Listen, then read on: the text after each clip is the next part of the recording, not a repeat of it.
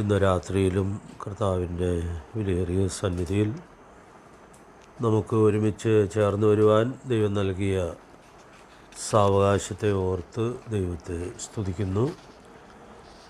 മടങ്ങാം മഹാനിയോഗത്തിലേക്ക് എന്നുള്ള ചിന്താവിഷയത്തിൽ നമ്മൾ കർത്താവ് തന്ന മഹാനിയോഗത്തിൽ പോയി പ്രസംഗിക്കുക എന്നുള്ള കൽപ്പനയെ അധികരിച്ചാണ് ചില ക്ലാസ്സുകളായിട്ട് നാം ദൈവവചനം ധ്യാനിക്കുവാൻ ഇടയായിട്ട് തീർന്നത്. എന്താണ് പ്രസംഗിക്കേണ്ടത് എന്നുള്ളതായ ചോദ്യത്തിൻ്റെ ഉത്തരമായിരുന്നു കഴിഞ്ഞ ക്ലാസ്സിൽ നാം ഒടുവിലായിട്ട് ഓർത്തത്. എന്ത് പ്രസംഗിക്കണമെന്നുള്ളതിൻ്റെ ഒരു ഉത്തരം നമ്മൾ കഴിഞ്ഞ ക്ലാസ്സിൽ ചിന്തിച്ചു. യേശുക്രിസ്തുവിൻ്റെ കഷ്ടാനുഭവ മരണം പ്രസംഗിക്കണം. അപ്പം അതുകൊണ്ട് നമ്മുടെ കർത്താവിൻ്റെ മരണം അതിൽ തന്നെ എത്രയോ മഹത്തരമായൊരു സംഭവമാണ് എന്നുള്ളതായ കാര്യം നമ്മൾ ഓർക്കുവാൻ ഇടയായിട്ട് തീർന്നു. നാം ആ മരണത്തെ അകത്തിരുന്ന് കർത്തൃമേശ ആചരണത്തിലൂടെ പ്രസ്താവിക്കുന്നവരാണ്. പുറത്തിറങ്ങി അത് പ്രസംഗിക്കാനുള്ളതായ വലിയ ഉത്തരവാദിത്വം കർത്താവ് നൽകിയിട്ടുണ്ടെന്നുള്ളതാണ് നമ്മൾ ചിന്തിച്ചത്. ഒരു പ്രധാനപ്പെട്ട വാക്യം കൂടി നമ്മൾ ആ ബന്ധത്തിൽ കഴിഞ്ഞ ക്ലാസ്സുകളിൽ ഓർത്തായിരുന്നു. നമ്മൾ പ്രസ്താവിക്കുകയും പ്രസംഗിക്കുകയും ചെയ്യുന്നത് മാത്രമല്ല, ആ മരണത്തെ എപ്പോഴും നമ്മുടെ ശരീരത്തിൽ വഹിച്ചുകൊണ്ടാണ് നമ്മൾ ജീവിക്കേണ്ടിയിരിക്കുന്നത്. അവിടെയാണ് വിജയകരമായ ക്രിസ്തീയ ജീവിതത്തിൻ്റെ പ്രമാണം നാം കാണുന്നത്. അങ്ങനെ ആ മരണത്തെ നമുക്ക് എപ്പോഴും ശരീരത്തിൽ വഹിക്കാൻ കഴിഞ്ഞാൽ യേശുവിൻ്റെ ജീവൻ നമ്മുടെ ശരീരത്തിൽ വെളിപ്പെടുവാൻ ഇടയായിട്ട് തീരും. അതിൻ്റെ വിശദാംശങ്ങൾ നമ്മൾ കണ്ട് വരികയായിരുന്നു. രണ്ടാമത്തെ പ്രസംഗ വിഷയത്തിലേക്ക് നമ്മൾ ഇന്ന് പ്രവേശിക്കാം എന്ന് ആഗ്രഹിക്കുകയാണ്. മൂന്നാം നാൾ മരിച്ചവരിൽ നിന്നുള്ള ഉയർത്തെഴുന്നേൽപ്പ്. അത് കർത്താവ് വളരെ കൃത്യമായി പ്രസംഗിക്കുവാൻ കൽപ്പിക്കുകയുണ്ടായി. കർത്താവ് ലൂക്കോസ് സുവിശേഷത്തിൽ അത് പറയുമ്പോൾ കേവലം ഉയർത്തെഴുന്നേൽപ്പ് എന്ന് മാത്രമല്ല പറയുന്നത്, പിന്നെ മൂന്നാം നാൾ മരിച്ചവരിൽ നിന്ന് ഉയർത്തെഴുന്നേറ്റു. അപ്പോൾ അവിടെ നമുക്കൊരു വലിയ സത്യം ഉൾക്കൊള്ളാനായിട്ട് കഴിയും. മൂന്നാം നാൾ ഉയർത്തെഴുന്നേറ്റു എന്ന് പറയുമ്പോൾ ആ വിഷയം അതിൻ്റെ എല്ലാ കൃത്യതയിലും പ്രസംഗിക്കാനുള്ളതായ വലിയ ഉത്തരവാദിത്വം ഉണ്ട്. ഈ മൂന്നാം നാൾ എന്നുള്ളതായ ആ പ്രയോഗത്തിൻ്റെ മഹത്വം നമ്മുടെ കർത്താവ് ഇവിടെ ആയിരുന്നപ്പോഴും പലവട്ടം ആവർത്തിക്കുവാനിടയായിട്ട് തീർന്നിട്ടുണ്ട്. അത് വളരെ അസാധാരണമായ കാര്യങ്ങളിലൂടെയൊക്കെ കർത്താവ് വെളിപ്പെടുത്തുവാനിടയായിട്ട് തീർന്നിട്ടുണ്ട്. യോനയുടെ ഉദാഹരണത്തിലൂടെ ഉയർത്തെഴുന്നേൽപ്പിനെ കുറിച്ചുള്ളതായ ആ സത്യം വെളിപ്പെടുത്തുമ്പോഴും ഈ കാര്യം പ്രത്യേകിച്ച് എടുത്തു പറയുന്നതായിട്ട് നമ്മൾ കാണുന്നുണ്ട്. കർത്താവ് തൻ്റെ ശരീരത്തെ മുൻനിർത്തി ഈ വാക്ക് പറയുന്നത് നമ്മൾ ഓർക്കാറുണ്ടല്ലോ. ഈ മന്ദിരം പൊളിപ്പിൻ 3 നാൾ കൊണ്ട് അതിൽ പണിയും. അപ്പോൾ അവിടെ ആലയത്തെക്കുറിച്ചല്ല പറഞ്ഞതെന്നും കർത്താവിൻ്റെ മരണത്തെയും പുനരുദ്ധാനത്തെയുമാണ് അവിടെ വ്യക്തമാക്കിയത് എന്നും നമുക്ക് കാണാനായിട്ട് കഴിയുന്നുണ്ട്. അപ്പോൾ ഞാനതുകൊണ്ട് ഇവിടെ ഒരു വാക്ക് ഓർപ്പിക്കുകയാണ്. കർത്താവ് നൽകിയ നിയോഗം നിർവഹിക്കുമ്പോൾ അത് വളരെ കൃത്യതയോടെ ചെയ്യാനുള്ളതായ ആവശ്യകതയുണ്ട്. ഇവിടെയൊക്കെ നമുക്ക് 119 സങ്കീർത്തനം 4-ാം വാക്യം ഓർത്തു പോകാം. എന്താണ്? വചനം കൃത്യമായി ആചരിക്കേണ്ടതിനാണ് കർത്താവ് കൽപ്പിച്ച് തന്നിട്ടുള്ളത്. അതുകൊണ്ട് നമ്മുടെ കർത്താവിൻ്റെ മഹാനിയോഗം നമ്മൾ നിർവഹിക്കുമ്പോൾ അതിൽ നിന്ന് വിട്ടുവീഴ്ചകൾ ചെയ്യാതെ ഏറ്റവും കൃത്യതയോടുകൂടി അത് നിർവഹിക്കാനുള്ള ആവശ്യകതയുണ്ട് എന്നുള്ളതാണ് നമുക്കിവിടെ ഉൾക്കൊള്ളാനായിട്ട് സാധിക്കുന്നത്. അതുകൊണ്ട് പ്രിയപ്പെട്ടവരെ, നമ്മുടെ കർത്താവിൻ്റെ പുനരുദ്ധാനത്തിൻ്റെ ആ മഹത്വം നമുക്ക് വെളിപ്പെടുത്തുവാനായിട്ട് സാധിക്കട്ടെ. ഈ പുനരുദ്ധാനം അതിൽ തന്നെ ഒരു പൊതു സന്ദേശം നമുക്ക് തരുന്നുണ്ട്. അത് കർത്താവിൻ്റെ പുനരുദ്ധാനത്തെക്കുറിച്ചുള്ള ഓർമ്മയൊക്കെ ആചരിക്കുന്ന നാളുകളിൽ ലോകത്തിലുള്ള സാഹിത്യകാരന്മാരും മറ്റുമൊക്കെ ആ ബന്ധത്തിലുള്ള ലേഖനങ്ങളും മറ്റുമൊക്കെ എഴുതി കാണാറുണ്ട്. ഉയർത്തെഴുന്നേൽപ്പ് എന്നുള്ളത് വളരെ പ്രധാനപ്പെട്ടൊരു സന്ദേശം കൈമാറുന്നതായ കാര്യമാണ്. ആദ്യത്തെ പ്രസംഗ വിഷയം എന്താണ്? ക്രിസ്തു കഷ്ടം അനുഭവിച്ച് മരിച്ചു. അപ്പോൾ കഷ്ടവും പീഡയും ഉണ്ടോ? തുടർന്ന് എന്തുമുണ്ട്?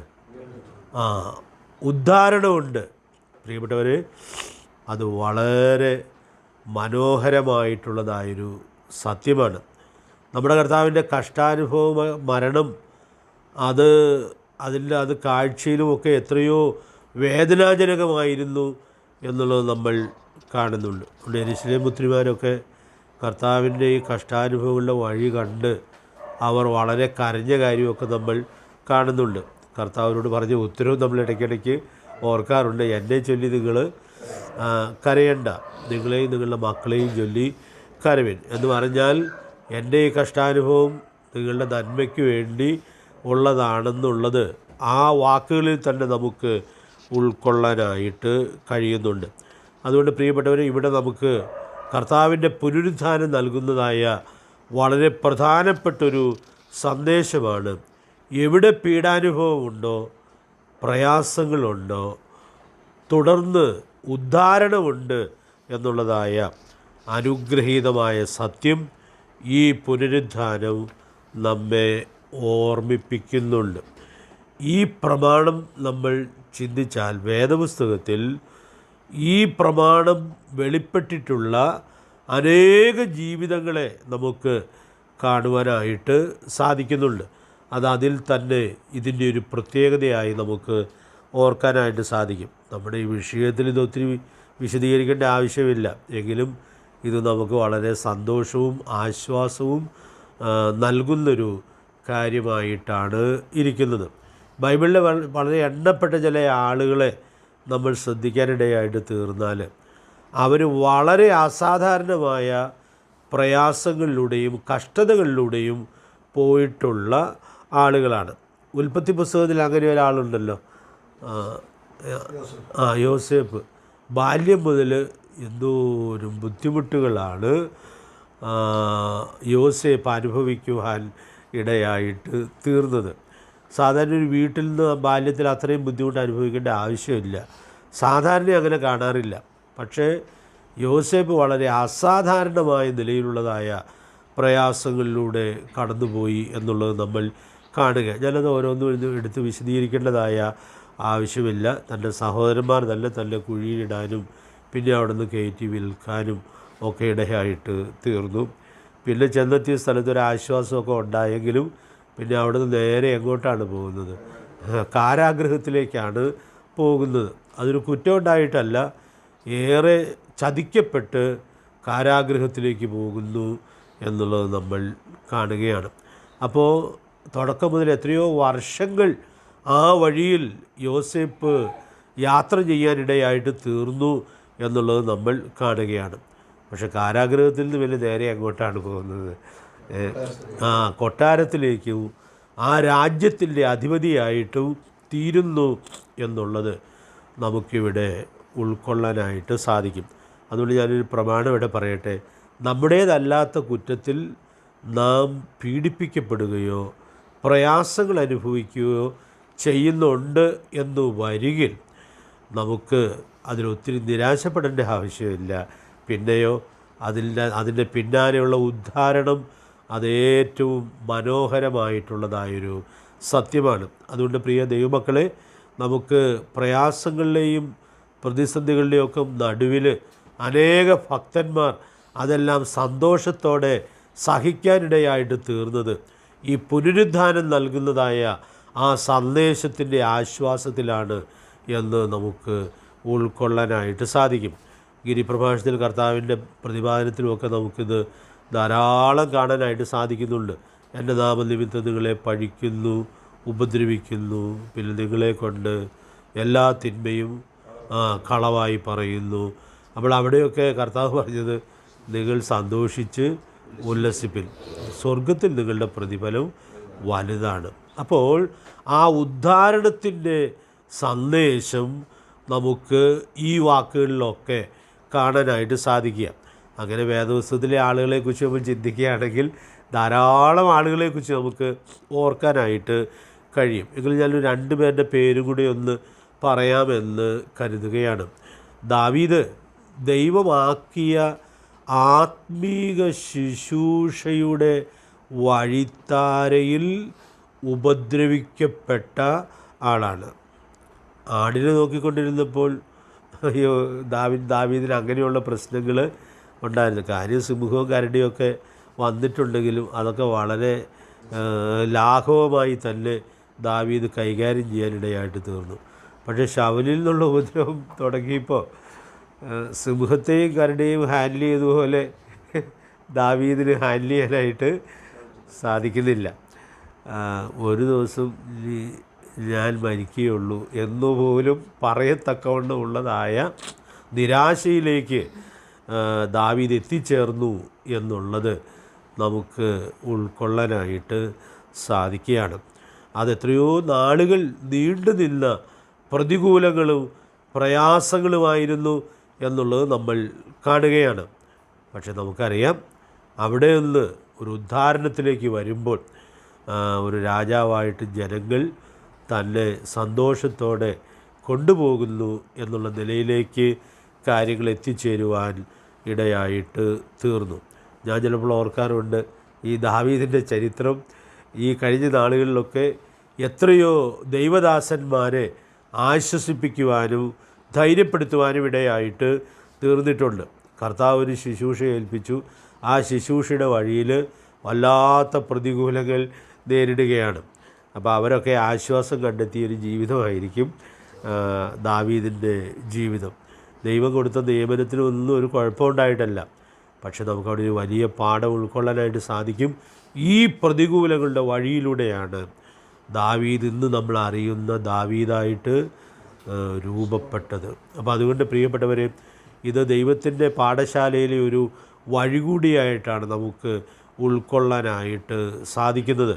അതുകൊണ്ട് ഞാനിവിടെ ഓർപ്പിക്കാൻ ആഗ്രഹിക്കുന്നതായ കാര്യം, നമ്മുടേതല്ലാത്ത കുറ്റത്തിന് നമ്മൾ ഉപദ്രവിക്കപ്പെടുകയോ പീഡിപ്പിക്കപ്പെടുകയോ ഒക്കെ ചെയ്യുമ്പോൾ നമുക്ക് ഇതിൻ്റെ പിന്നാലെ വരാൻ പോകുന്നതായ ആ ഉദ്ധാരണത്തിൻ്റെ മഹത്വം കാണുവാനായിട്ട് സാധിക്കട്ടെ. സുബേദനായ ഒരു വ്യക്തിയുടെ കാര്യമാണ് ഞാൻ ഓർത്തു. ദാനിയേലിൻ്റെ ജീവിതത്തിൽ നമ്മളിത് കാണുകയാണ്. 1-ാം അധ്യായം മുതലേ പ്രശ്നങ്ങളാണ്. 6-ാം അധ്യായത്തിൽ വരുമ്പോൾ ഈ രാത്രി കാര്യങ്ങളെല്ലാം അവസാനിക്കും എന്നുള്ളതായ നിലയിലേക്ക് എത്തിച്ചേരുകയാണ്. സിംഹക്കുഴിയിൽ ഇടപെടുകയാണ്. പക്ഷേ ആ സിംഹക്കുഴിയിൽ നിന്ന് ദാനിയേൽ പുറത്തു വരുമ്പോൾ നമുക്കറിയാം, രാജാവ് കഴിഞ്ഞാൽ പിന്നെ ആള് ദാനിയേലാണ്. സ്ഥാനം കൊണ്ട് രാജാവ് ദാനിയേലിൻ്റെ മുകളിൽ ആയിരിക്കുന്നു എന്ന് മാത്രമേ ഉള്ളൂ.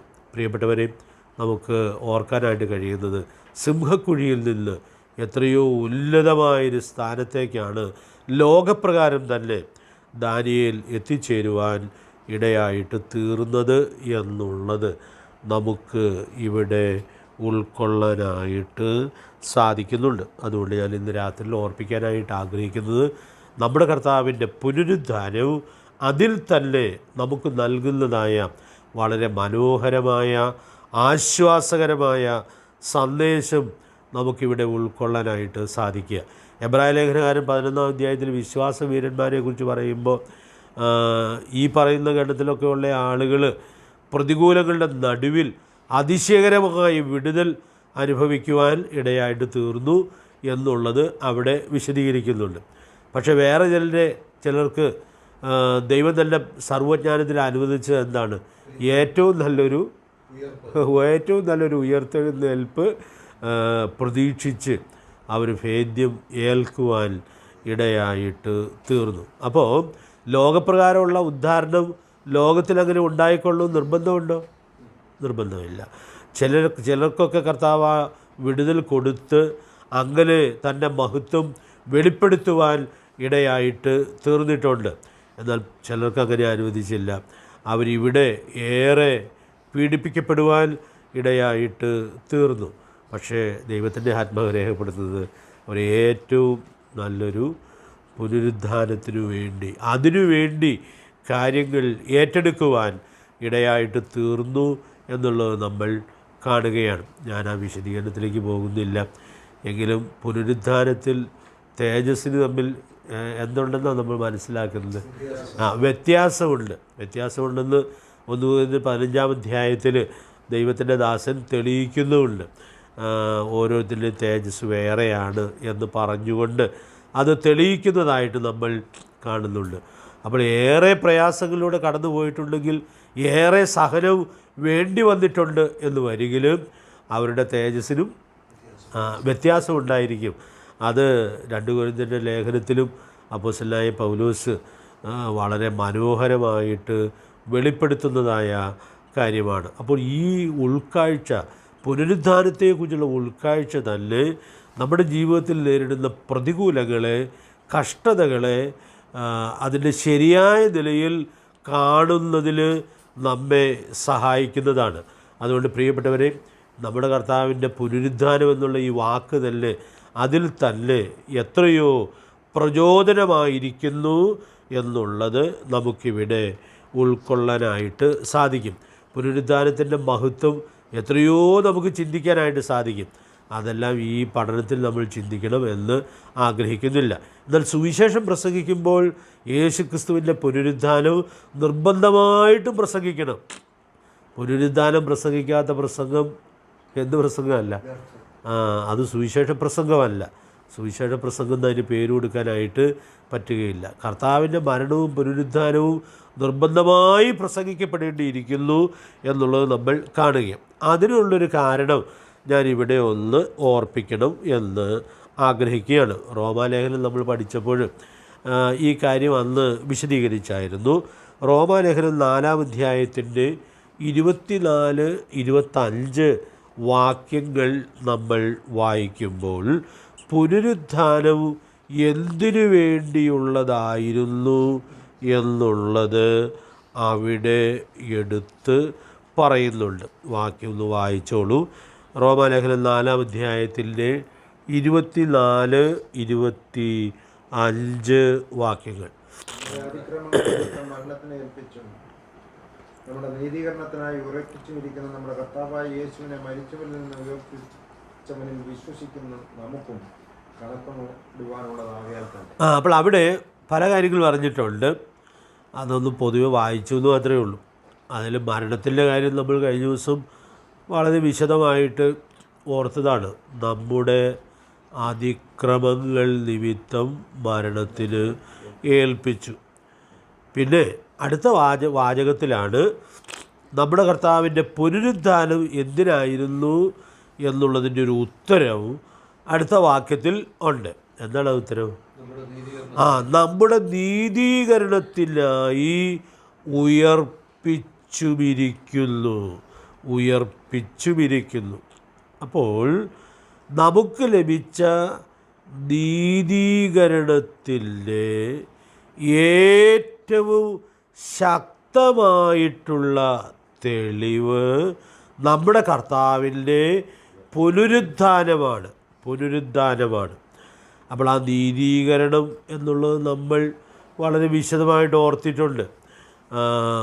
ഒരു പാപി യേശുക്രിസ്തുവിനെ രക്ഷകനും കർത്താവുമായിട്ട് സ്വീകരിക്കുമ്പോൾ അവൻ വിശ്വാസത്താൽ നീതീകരിക്കപ്പെടുകയാണ്.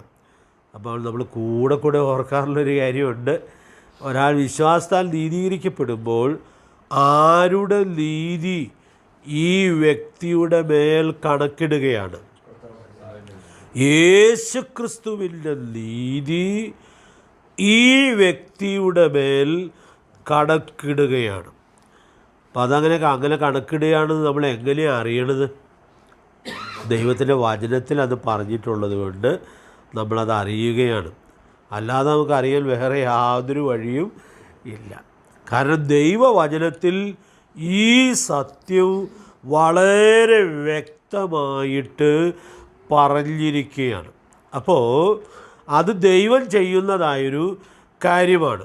എന്നാൽ ദൈവം ഇങ്ങനെ ചെയ്യും എന്നുള്ളതിന് ചരിത്രത്തിൽ നിന്ന് എടുത്തു പറയാകുന്ന തെളിവാണ് നമ്മുടെ അതിക്രമങ്ങൾ നിമിത്തം മരിച്ചവൻ 3-ാം നാൾ ഉയർത്തെഴുന്നേറ്റു.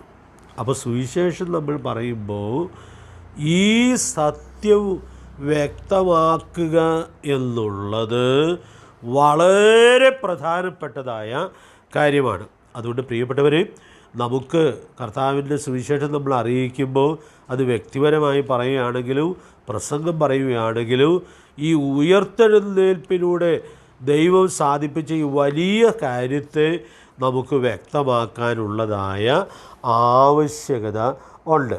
ഫിലിപ്പോസ് ഷണ്ണനോട് സുവിശേഷം പറഞ്ഞ കാര്യം നമ്മൾ കൂടെ ഓർക്കാറുണ്ടല്ലോ. അപ്പം അങ്ങനെ പറഞ്ഞ കൂട്ടത്തിൽ എന്തും കൂടെ പറഞ്ഞു കാണും, പുനരുദ്ധാനവും പറഞ്ഞു കാണും. പുനരുദ്ധാനം നടന്നിട്ട് ഒത്തിരി സമയമായിട്ടില്ല. അവിടെ ഷണ്ണൻ പോയി യെരുശലേമിൽ നമസ്കരിച്ച് വന്നപ്പോഴൊക്കെ അവിടുത്തെ ചർച്ചാ വിഷയം എന്തായിരുന്നു കാണും? യേശുക്രിസ്തുവിൻ്റെ മരണവും പുനരുദ്ധാനവുമാണ് ആ പട്ടണത്തിലെ ചർച്ചാ വിഷയം. കാരണം അത് കഴിഞ്ഞിട്ട് 2 മാസം അങ്ങ് ആകുന്നതേ ഉള്ളൂ. അപ്പോൾ അത് എത്രയോ സജീവമായി അവിടെ ചിന്തിച്ചതായൊരു കാര്യമായിരിക്കും. അപ്പോൾ ഷണ്ണൻ ചിലപ്പോൾ അത് വിശ്വസിക്കാനുമില്ല. കാരണം ഷണ്ണൻ്റെ ഇൻഫർമേഷനെല്ലാം യഹൂദ നേതൃത്വത്തിൽ മത നേതൃത്വത്തിൽ നിന്നുള്ളതായ ഇൻഫർമേഷൻസ് ആയിരിക്കും. അവർ പ്രചരിപ്പിക്കുന്ന ഒരു കള്ളക്കഥയാണല്ലോ. പക്ഷെ ഫിലിപ്പോസ് വളരെ കൃത്യമായിട്ട് ആ മരണത്തെക്കുറിച്ച് പറഞ്ഞു. യെശയ്യാപ്രവചനത്തിൽ വായിച്ചുകൊണ്ടിരുന്ന ഭാഗത്ത് നിന്ന് ആ മരണത്തെക്കുറിച്ച് പറഞ്ഞു. പിന്നെ കർത്താവിൻ്റെ പുനരുദ്ധാനത്തെക്കുറിച്ചും പറഞ്ഞു എന്നുള്ളതിനൊരു തെളിവ് നമുക്കവിടെയുണ്ട്. ആ തെളിവ് ഏതാണെന്നുണ്ടോ മനസ്സിൽ വരുന്നുണ്ടോ? പറഞ്ഞതായിട്ട് അവിടെ പറഞ്ഞതിൻ്റെ കാര്യത്തിൽ പറഞ്ഞിട്ടില്ല. ആ തിരുവഴുത്ത് ആധാരമാക്കി സുവിശേഷം പറഞ്ഞു. പക്ഷേ ഷണ്ണനോട് വിശ്വാസം ചോദിക്കുമ്പോൾ, സ്നാനം ആവശ്യപ്പെടുമ്പോൾ ഫിലിപ്പോസ് വിശ്വാസം ചോദിക്കുന്നുണ്ടല്ലോ. നീ പൂർണ്ണ ഹൃദയത്തോടെ വിശ്വസിക്കുന്നു എങ്കിൽ ആകാം. അപ്പോൾ ഷണ്ണൻ്റെ ഉത്തരത്തിൽ ഫിലിപ്പോസ് ചോദിക്കാത്തൊരു കാര്യം കൂടി ഉണ്ടായിരുന്നു. യേശുക്രിസ്തു ദൈവപുത്രനെന്ന് വിശ്വസിക്കുന്നു. അപ്പോൾ യേശുക്രിസ്തു ദൈവപുത്രനെന്ന് ശക്തിയോടെ എങ്ങനെയാണ് തെളിയിക്കപ്പെട്ടത്? ഉയർത്തെഴുന്നേൽപ്പിനാലാണ്. റോമലേഖനം 1:5 അത് എത്ര മനോഹരമായിട്ടാണ് ദൈവത്തിൻ്റെ പരിശുദ്ധാത്മാവ് രേഖപ്പെടുത്തുന്നതായിട്ട് നമ്മൾ കാണുന്നത്.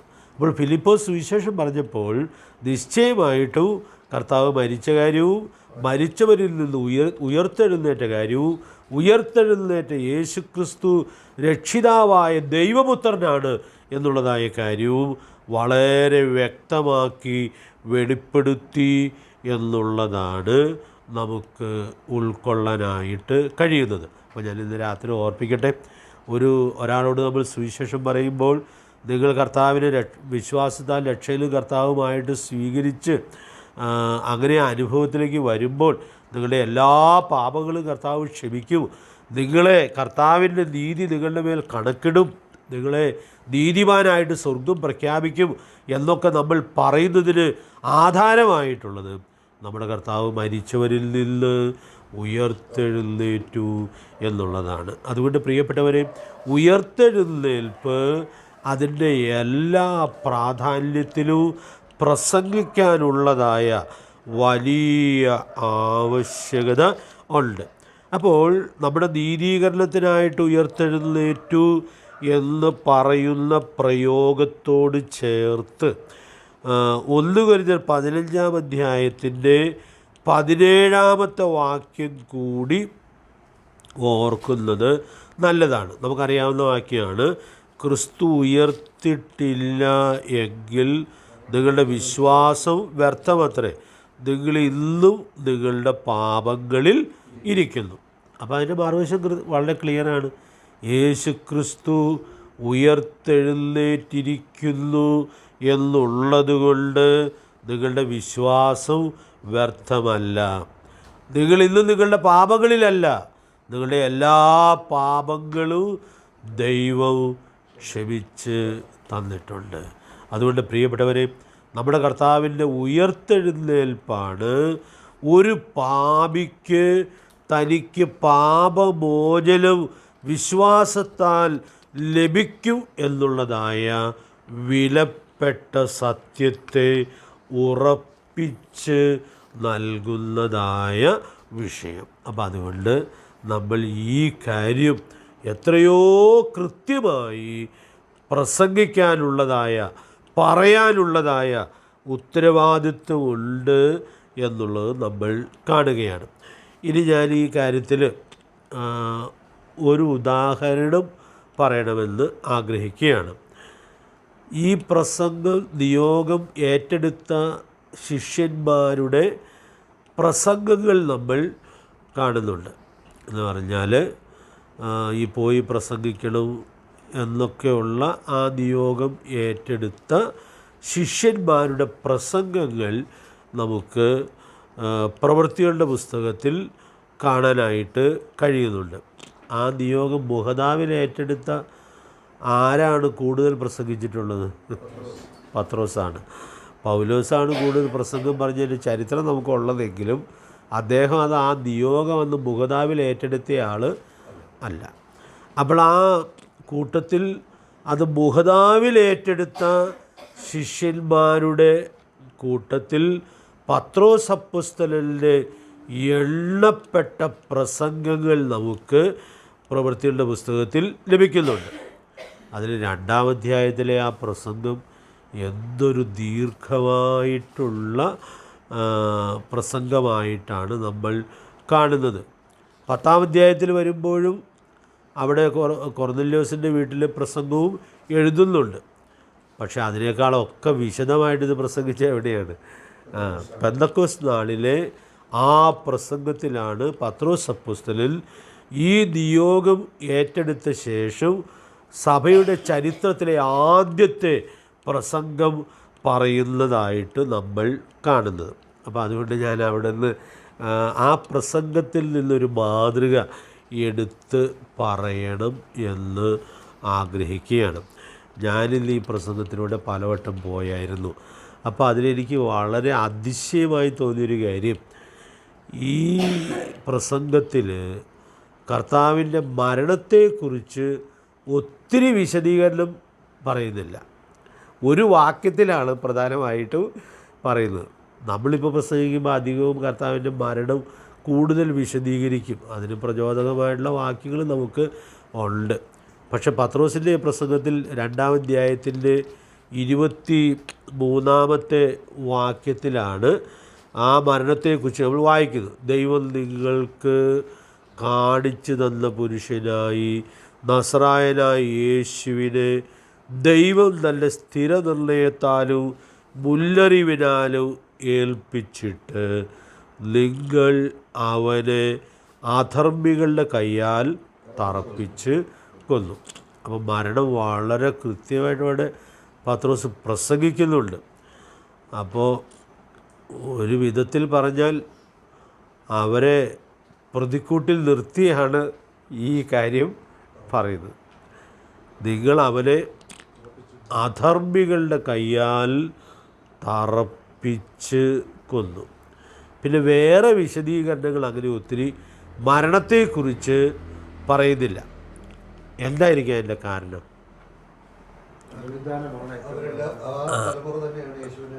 അപ്പോൾ ഇവരാണ് ചെയ്തത്.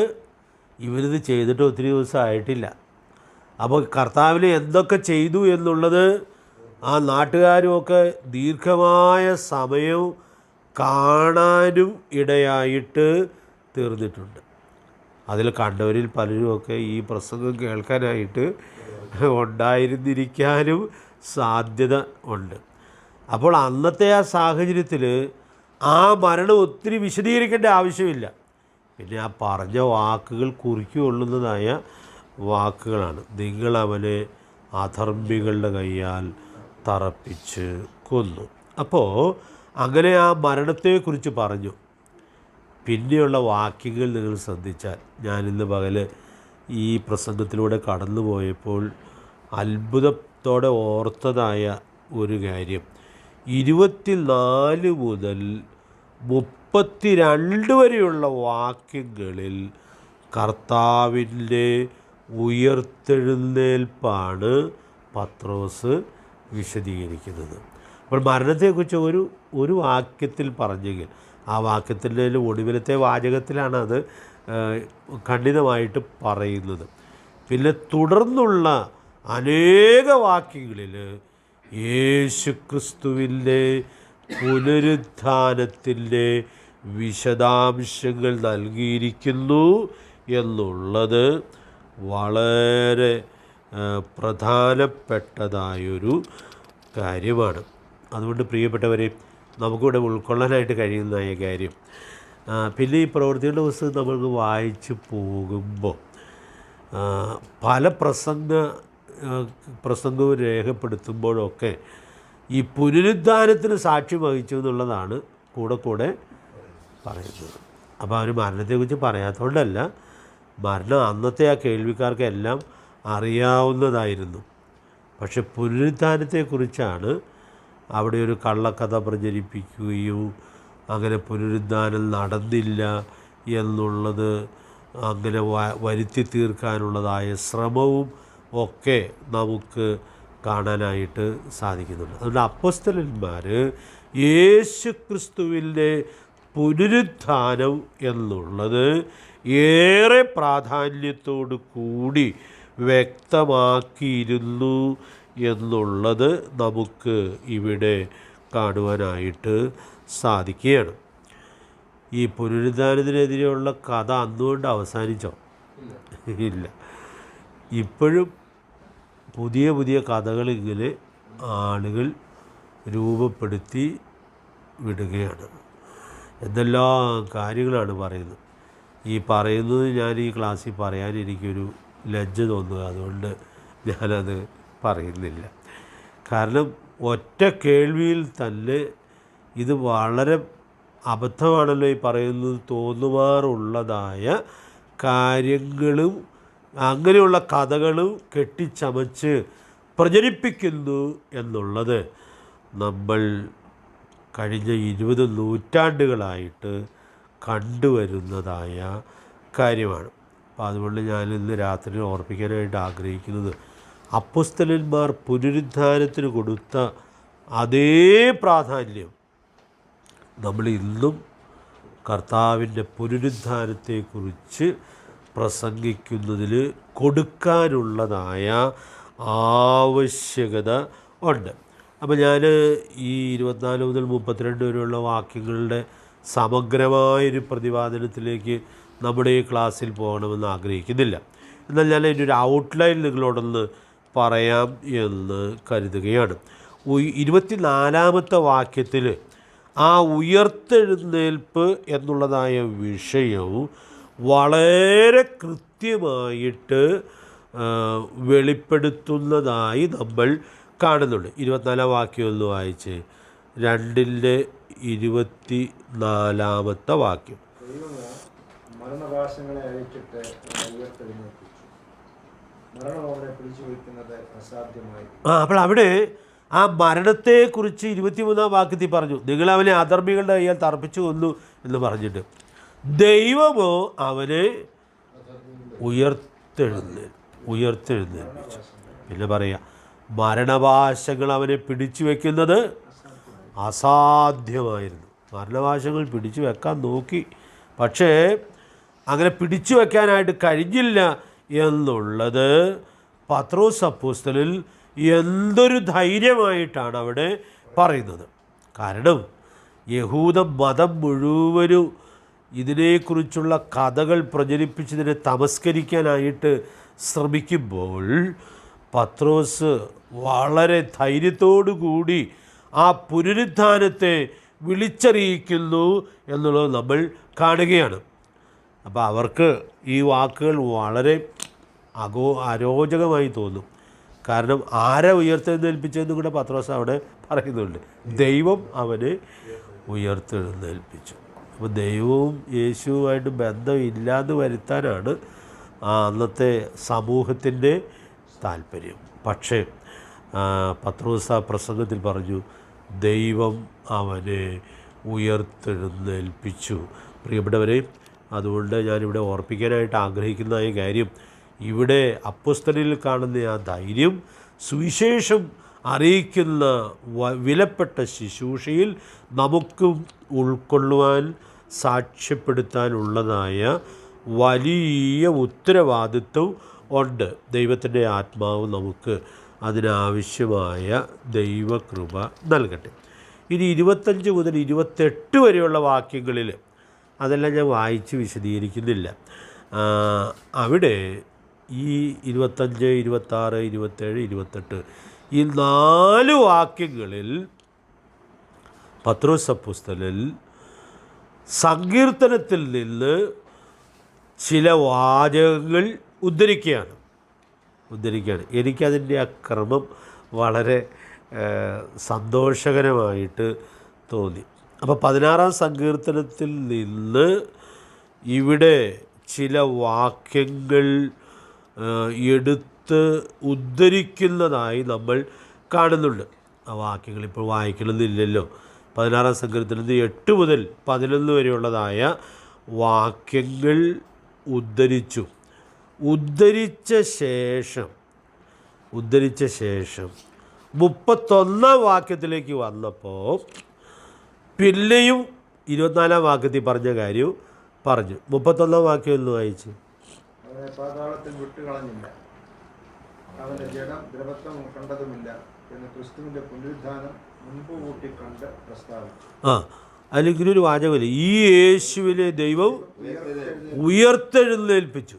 അപ്പം ഇത് തന്നെയല്ലേ 24-ാമത്തെ വാക്യത്തിൽ പറഞ്ഞത്. അപ്പോൾ 24-ാമത്തെ വാക്യത്തിൽ പറഞ്ഞ ആ സത്യവും 31-ാമത്തെ വാക്യത്തിൽ വീണ്ടും ആവർത്തിക്കുക. അപ്പോൾ അതിന് ഇടയിൽ സങ്കീർത്തനം യഹൂദന്മാർക്ക് കൂടുതൽ പരിചയമാണ്. അത് പാട്ടായതുകൊണ്ട് അവർക്ക് മിക്കവാറും മനപ്പാഠം അറിയാവുന്ന വചനമാണിത്. അപ്പോൾ അതിലെ 4 വാക്യങ്ങൾ ഉദ്ധരിച്ച ശേഷവും പിന്നെയും 24-ാം വാക്യത്തിൽ പറഞ്ഞ കാര്യവും പറഞ്ഞ് ഉറപ്പിക്കുകയാണ്. ദൈവം ഈ യേശുവിനെ, ആ വാക്കും തന്നെയാണ് ഉപയോഗിക്കുന്നത്, ഈ യേശുവിനെ ദൈവം ഉയർത്തെഴുന്നേൽപ്പിച്ചു.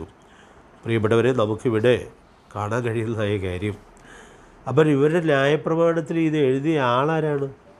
16-ാം സംഘത്തിൽ എഴുതിയ ആളാരാണ്? ദാവീദ്. അപ്പോൾ ദാവീദിനോട് ഇവർക്ക് ഭയങ്കര ആദരവാണ്. അപ്പോൾ ഈ ദാവീദ്, നൂറ്റാണ്ടുകൾക്ക് മുമ്പ് ജീവിച്ചിരുന്ന ദാവീദ് രേഖപ്പെടുത്തിയതായ ഈ വാക്യങ്ങൾ ദാവീദിൻ്റെ ജീവിതവുമായിട്ട് അതിന് യാതൊരു ബന്ധവും ഇല്ല. നിന്റെ പരിശുദ്ധനെ ദ്രവത്വം കാൽവാൻ സംബന്ധിക്കുകയില്ല എന്നൊക്കെ പറഞ്ഞിരിക്കും വാക്യമായിട്ട് ദാവീദിൻ്റെ ജീവിതത്തിൽ എന്താ ബന്ധം?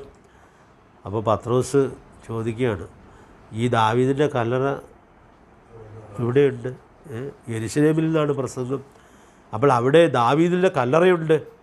അപ്പോൾ ദാവീദ് ഇത് പറയുന്നത് ദാവീദിനെ കുറിച്ചല്ല, പിന്നെ ദാവീദിൻ്റെ പുത്രനായിട്ട് വന്ന യേശു ക്രിസ്തുവിനെ കുറിച്ചാണ് എന്നുള്ളത് എത്ര മനോഹരമായിട്ടാണ് അവിടെ വ്യക്തമാക്കുന്നതായിട്ട് നമ്മൾ കാണുന്നത്. പ്രിയപ്പെട്ടവരെ, അപ്പോൾ അവിടെ ആ പഴയ നിയമത്തിലെ പ്രവചനം ഉദ്ധരിച്ച് അത് യേശുക്രിസ്തുവിൽ നിവർത്തിക്കപ്പെട്ടു എന്നുള്ളതായ സത്യം വെളിപ്പെടുത്തുകയാണ്. ഇവിടെ നമുക്കൊരു വാക്യം ഓർത്തു പോകാം.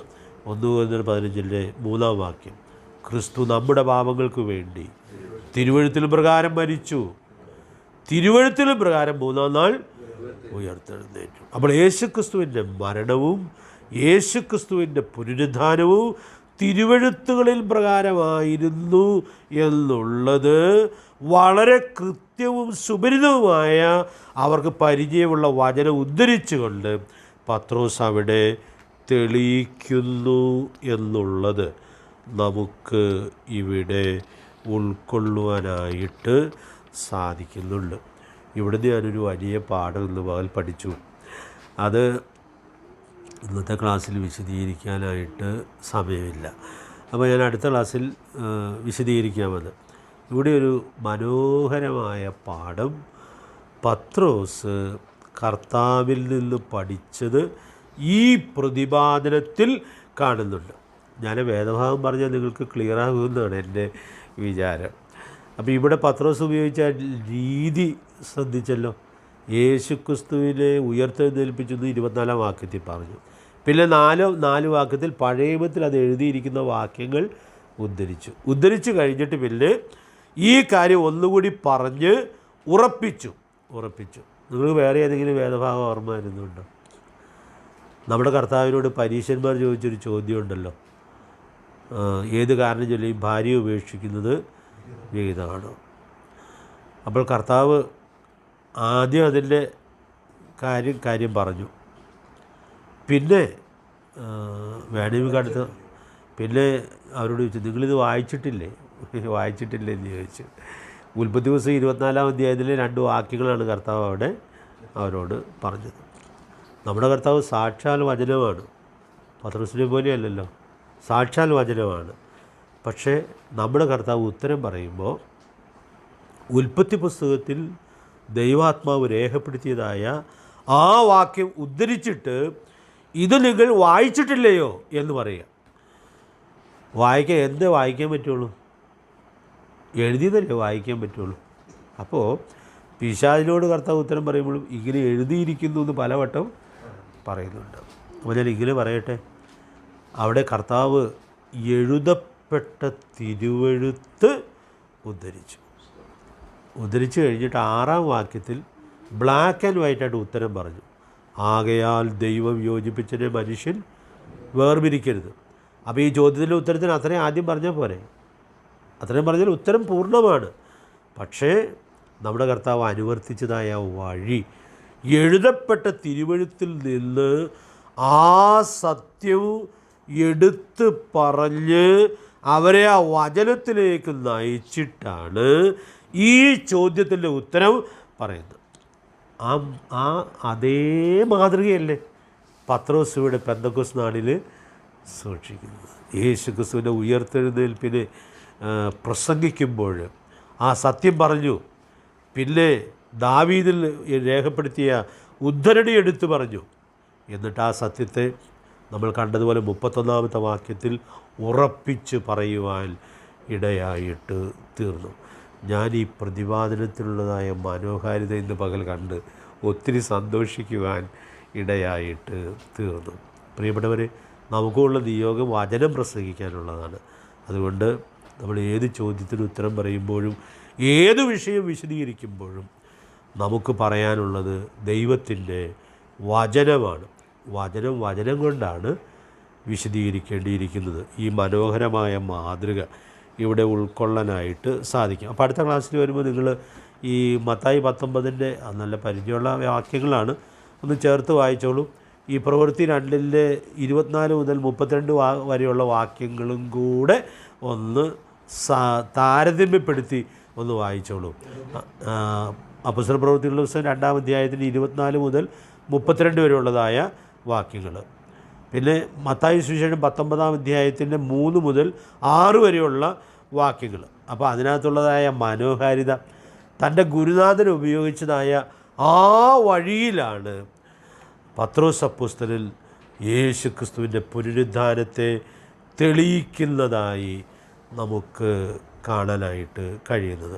അപ്പോൾ ഈ സങ്കീർത്തനത്തിന് 4 വാക്യം ഉദ്ധരിച്ചിട്ട് ഈ വാക്യം എഴുതിയാളുടെ കല്ലറയല്ലേ ഇവിടെ കാണുന്നത് എന്ന് പറഞ്ഞിട്ട് ഇത് കർത്താവിനെക്കുറിച്ചാണ് എഴുതിയത് എന്നുള്ളതായ കാര്യം വ്യക്തമാക്കിയാൽ ആർക്കതിന് ഉത്തരം പറയാനായിട്ട് കഴിയും? പ്രിയപ്പെട്ടവരെ, നമ്മുടെ കർത്താവിൻ്റെ പുനരുദ്ധാനം അതിൽ തന്നെ എത്രയോ ഉറപ്പിക്കപ്പെട്ട സത്യമാണ് എന്നുള്ളത് നമ്മൾ കാണുക. 1-2 കാര്യങ്ങളോട് ഞാനിവിടെ ചേർത്ത് പറയേണ്ടിയിരിക്കുന്നു. കർത്താവ് നമ്മെ സഹായിക്കട്ടെ. അതുകൊണ്ട് നമ്മുടെ കർത്താവിൻ്റെ പുനരുദ്ധാനം അത് എല്ലാ അർത്ഥത്തിലും നമുക്ക് പൂർണ്ണമായും വിശ്വസിച്ച് അത് എല്ലാ സന്തോഷത്തോടും കൂടെ പ്രസംഗിക്കാനായിട്ട് കർത്താവ് നമുക്ക് ധാരാളം ദൈവകൃപ നൽകട്ടെ. വരും ദിവസങ്ങളിൽ ആ ശുഷ്കാന്തി സൂക്ഷിക്കുവാൻ കർത്താവ് നമ്മെ സഹായിക്കട്ടെ. കർത്താവിൻ്റെ വിലയേറിയ നാമം ഇന്നും എന്നേക്കും വാഴ്ത്തപ്പെടുമാറാകട്ടെ.